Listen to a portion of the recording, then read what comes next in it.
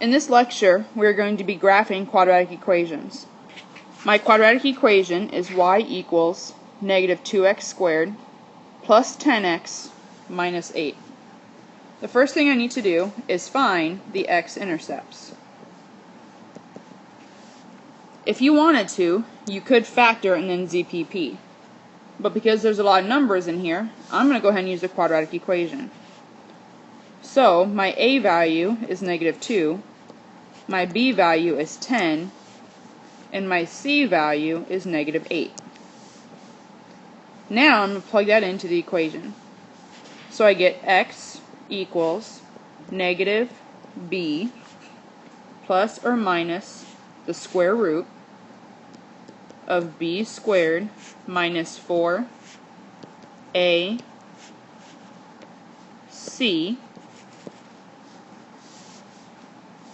all over 2a.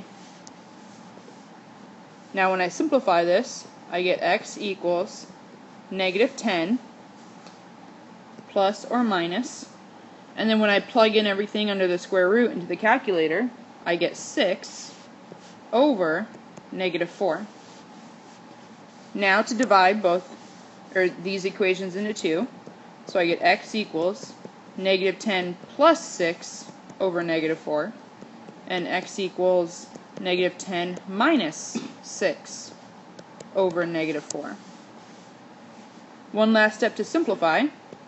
Here I get x equals 1, and for the second equation I get x equals 4. Now I need to put those x-intercepts onto the graph, so I'm going to put it at 1 and then at 4. The next thing I need to do is find my line of symmetry. My equation for the line of symmetry is x equals negative b over 2a. My b value is 10 and my a value is negative 2. So I'm going to go ahead and plug that in. X equals negative b over 2a.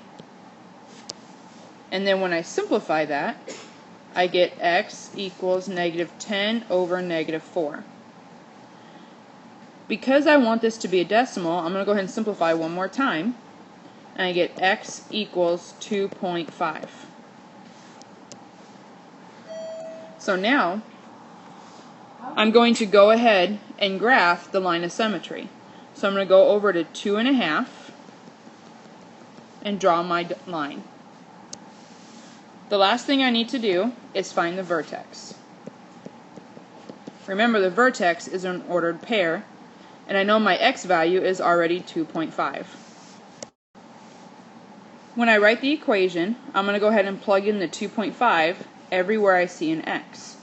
So I have y equals negative 2 times 2.5 squared plus 10 times 2.5 minus 8.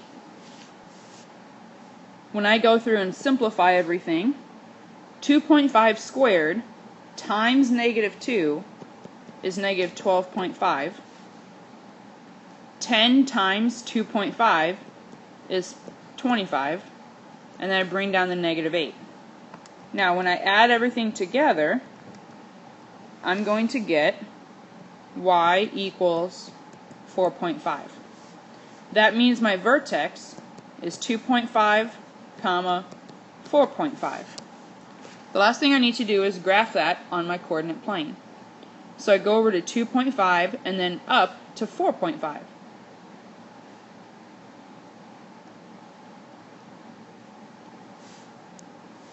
The last thing I need to do is graph my parabola.